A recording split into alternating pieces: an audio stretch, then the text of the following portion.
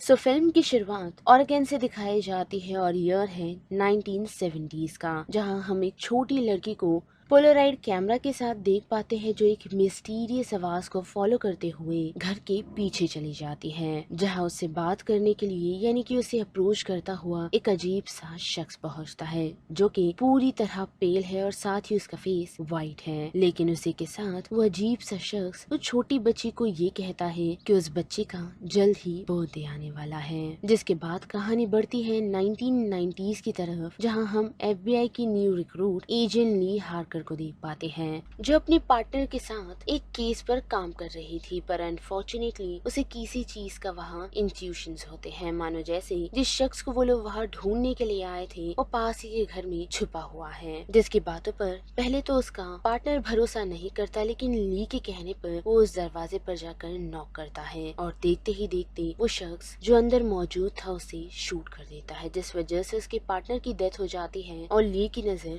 उस शख्स पर पड़ती है। लेकिन उसके तुरंत बाद हम देख पाते हैं कि ली पर कुछ टेस्ट किए गए थे, जिन टेस्ट में ली कामयाब हुई है और साथ ही उसे उन लोगों ने एक साइकिक मान लिया है, क्योंकि ली उन चीजों को जल्दी रिकॉग्नाइज करती है और साथ ही पकड़ने में कामयाब होती है जिसे साइंटिफिक चीजें जल्द ही पकड़ नहीं पाती। यानी कि उसका सिक्स सेंस काफी एक्स्ट्रॉर्डिनरी है और उसके इन टेस्ट की वजह से उसे एक काफी इम्पोर्टेंट केस दिया जाता है, जो केस कोई ऐसा वैसा केस नहीं बल्कि सालों से चलता आ रहा है, वो भी ऑरेगन स्टेट में, जहां पूरी फैमिली खुद को खत्म कर लेती है और उसके किलर का आज तक पुलिस वालों को पता ही नहीं चला है। और उसी के साथ मर्डर की कुछ डिटेल की बात करें तो हर उस इंसिडेंट में फादर ने अपनी फैमिली का मर्डर किया था, यानी कि उसने बीवी और अपनी बेटी का कत्ल करने के बाद खुद की भी जान ले ली। लेकिन इतना ही नहीं बल्कि क्राइम सीन पर कुछ सैटेनिक कोड्स में साइन भी लिखी गई थी, जिसका मतलब लॉन्ग लेग्स था। साथ ही अचंभित बात ये थी कि लिखावट किसी भी घर के विक्टिम से मैच नहीं करती थी। साथ ही जबरन घुसने का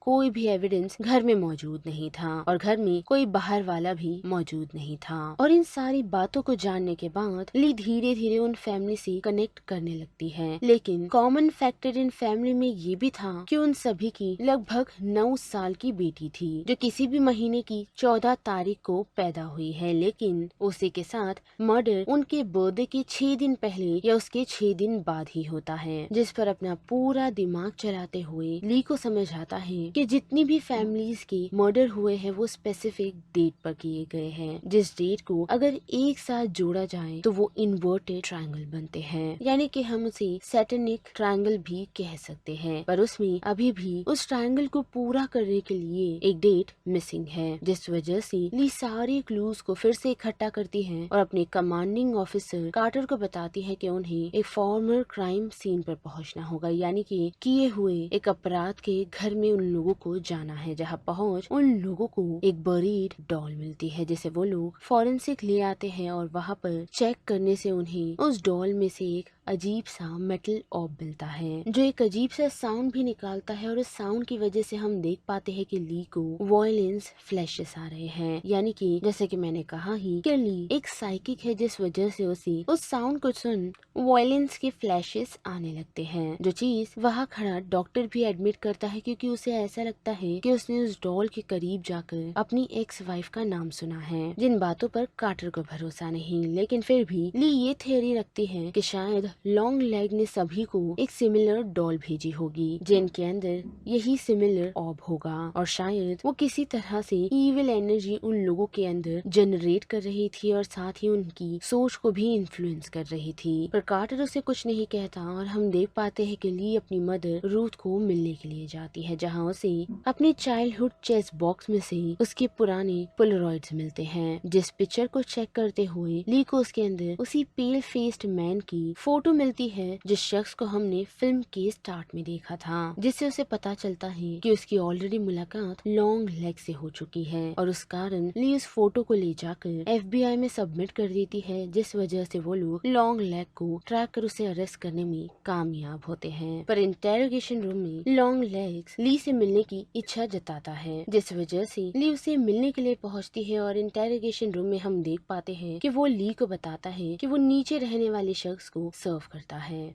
और अगर उसे और कुछ जानना है तो उसे अपनी मॉम को क्वेश्चन करना चाहिए, क्योंकि वो भी उसके साथ इन क्राइम्स में इन्वॉल्व थी। और जब तक ली कुछ सोचे या समझे तब तक लॉन्ग लेग एक रिलीफ की सांस लेता है और हेल सैटर्न कहकर खुद के सर को टेबल पर पटकने लगता है, जिसे रोकने की कोशिश ली करती नहीं, क्योंकि उसे देख वो हैरत में आ जाती है, डर कर पीछे हो जाती है, क्योंकि लॉन्ग लेग ने अपने सर को टेबल पर जबरदस्ती पटक पटक कर उसकी नाक को तोड़ दिया है। साथ ही उसका जॉ भी शैटर हो गया है, यानी कि अलग हो गया है, जिस वजह से उसकी मौत हो जाती है। जिसके बाद क्या कार्टर ली पर काफी ही गुस्सा हो जाता है और उसे यही कहता है कि सिर्फ उन लोगों के पास एक ही सुराग था, साथ ही उन्हें नहीं पता कि लॉन्ग लेग ये सारी चीजें किस तरह कर रहा था, और ली की वजह से उन लोगों ने उनका अहम विटनेस के साथ साथ किलर भी अब खो दिया है। पर ली वहाँ रुकती नहीं, क्योंकि उसे अपनी मॉम से बातचीत करनी है, यानी कि उनसे कन्फ्रंट कर ये जानना है कि वो लॉन्ग लेग को कैसे जानती है, जिस वजह से वो एजेंट ब्राउनिंग के साथ उसके घर आ पहुँचती है और अपनी बेडरूम की विंडो से खुद की मॉम को देख पाती है, जो एजेंट ब्राउन को शॉर्ट गन से शूट कर उनकी जान ले लेती है। और जैसे ही बाहर दौड़ती हुई वो पहुँच अपनी मॉम को रोक के उससे पहले ही वो नोटिस कर पाती है कि उसकी मॉम के सामने एक डॉल खड़ी है जो यंग ली को रिप्रेजेंट करती है, और ली कुछ करे उससे पहले ही उसकी मॉम ली की यंग डॉल को शूट कर देती है, जिस वजह से ली बेहोश हो जाती है। जिसके बाद हमें पता चलता है कि रूथ हमेशा से लॉन्ग लेग की साथीदार रही है, वो भी मजबूरी में, क्योंकि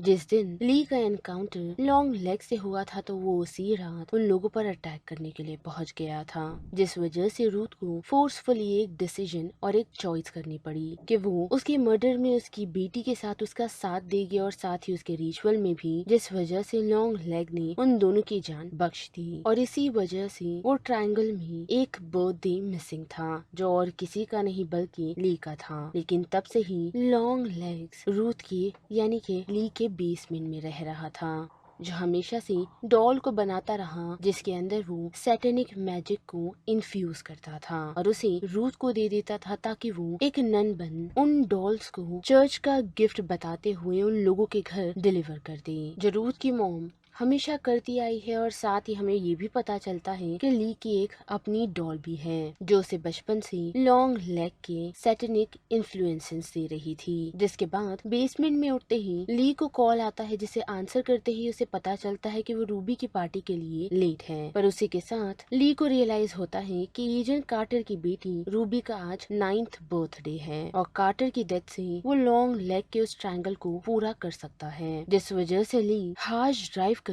कार्टर के घर तो पहुंच जाती है, लेकिन नोटिस कर पाती है कि उसकी मॉम ऑलरेडी वहाँ डॉल के साथ बैठी है, जो ऑलरेडी उस डॉल से पजेस हो चुके हैं और ली की कोई भी बात नहीं सुन रहे। जिसके साथ साथ कार्टर अपनी वाइफ को किचन में ले जाकर उसका मर्डर कर देता है, और जैसे ही ली की तरफ और साथ ही उसकी बेटी रूबी की तरफ उसे मारने के लिए बढ़ता है, तो ली उसे शूट कर देती है ताकि वो रूबी को प्रोटेक्ट कर पाए। पर उससे चिढ़ रूथ अपने बैग से एक डैगर निकालती है, वो भी सैटर्न को प्रेस करते हुए, जिस वजह से ली को फोर्सफुली अपनी मॉम को भी शूट करना पड़ता है। जिसके साथ साथ रूबी उस डॉल के पास ही थी, जिस वजह से वो उसे अपने पास खींच डॉल को शूट करने की कोशिश करती है, पर अनफॉर्चुनेटली उसकी गन खाली हो चुकी है। और जब वो रूबी को अपने साथ चलने के लिए कहती है, तो हम देख पाते हैं कि वो एक ही जगह फ्रोजन खड़ी है, वो भी उस डॉल के पास, जिसका मानो कोई इमोशन ही नहीं। और उसी के साथ हम लॉन्ग लेग को देख पाते हैं, जो सैटर्न को अभी भी हेल कर रहा है।